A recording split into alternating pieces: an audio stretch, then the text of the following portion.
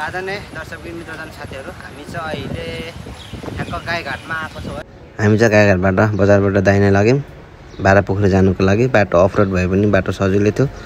यहाँबाट थोरै अगाडि गएपछि यो सगरमाथा लोकमार्ग भेटिन्छ। यहाँबाट चाहिँ बाटो पिछा माथि रानीबाससम्म यो बरा खोला तरेर हामी अगाडि बढ्छौं। यो खोला तर्नुबित्तिकै बाटो उकालो सुरु हुन्छ, डाँडा सुरु हुन्छ। अनि यहाँबाट थोरै अगाडि गएर हामी त कस्तो राम्रो दृश्य देखेर गाईघाट बजारको दृश्य देखेर एकछिन रोकेर रमित हेरेर हामी अगाडि बढ्यौं। यहाँबाट चाहिँ जंगल छ माथि साउने नपुगिन्जेलसम्म आधी घण्टा 45 मिनेट जस्तो हिँडेपछि साउने पुगिन्छ। यो अगाडि देख्नु भएको चाहिँ साउने चोक हो हैन। हामीलाई चाहिँ मामाहरुले यस्तोरी हेर्दै थियो, तर हामी सरासरी गयौं। हामीसँग लाइसेन्स बिल सबै थियो।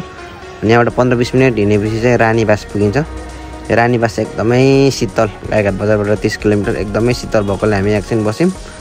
हामीलाई रौता पनि जानु मन थियो, तर हामी चाहिँ हतार छोडेर गएनौँ। यो मैले देखाएको बाटो चाहिँ रौता जाने बाटो। हामी चाहिँ एउटा सरासरी फोक्सिन्टारतिर अघि बढ्यौं। बाटो अफरोड हुन्छ, यहाँदेखि चाहिँ एकदमै अलिक अप्ठ्यारो छ। अनि यो फोक्सिन्टारको पुल हो, यो सुनकोशी हो। यो चाहिँ पारी चाहिँ खोटाङ वारी उदयपुर हो। अनि यो बेली ब्रिज तरेर हामी चाहिँ सरासरी गयौँ। यो पुल चाहिँ अस्ति बर्खामा बगाएको। अनि यहाँबाट अगाडि फोक्सिन्टार भन्छ। यो चाहिँ यहाँबाट सरासरी ज्यादा चाहिँ दिक्तेल पुगिन्छ, दिक्तेलमा होरे पुगिन्छ। यता हलेसीको जाने बाटो बन्छ।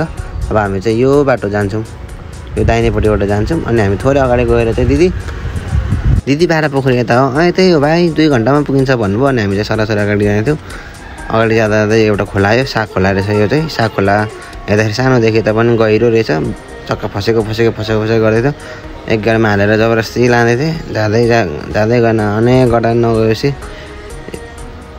अफ भएको गऱ्यो। अनि म त्यसपछि यहाँबाट उत्रेर अनि ठेलेर अगाडि बढाएँ। अनि त्यसपछि सर अगाडि गएपछि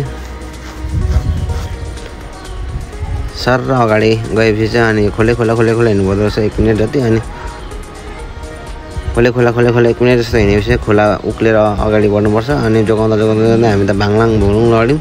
यतिखेर कस्तो साह्रो त खासै भएन।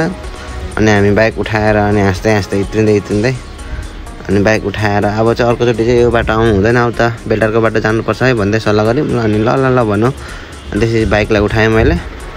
अनि कस्तो अप्ठ्यारो बाटो रहेछ, चाहिँ कति लाग्छ होला नि, 2 घण्टा लाग्छ भन्दै थियो। भर्खर 15-20 मिनट हिँड्दैछु भन्दै थियो। अनि बाइक उठाएर अनि थोरै अगाडि लगेपछि उसले आऊ चढ भनेर भन्यो। अनि ऊ पनि आएर सरासरी चढ्यो। अनि हामी गफ गर्दै अघि बढ्यौँ भने खोले खोला माथिसम्म जाँदो रहेछ। अनि खोले खोलादेखि चाहिँ अनि साइड लाग्दो रहेछ। अनि यस्तो हेरेको कस्तो राम्रो खेतबारी देख्यो। अनि खेतबारीमा रोकेर अनि भाइ 12 पोखरी कता हो भनेर सोधेको। यतै हो, 1 घण्टा लाग्छ यहाँबाट भन्नु। आमामा 1 घण्टा लाग्छ भन्यो। अनि हामी 1 घण्टा जस्तो हिँडेर चाहिँ एउटा सम्म ठाउँ आयो। अनि सम्म ठाउँ आएर दिदीलाई बाख्रा चराउँथ्यो।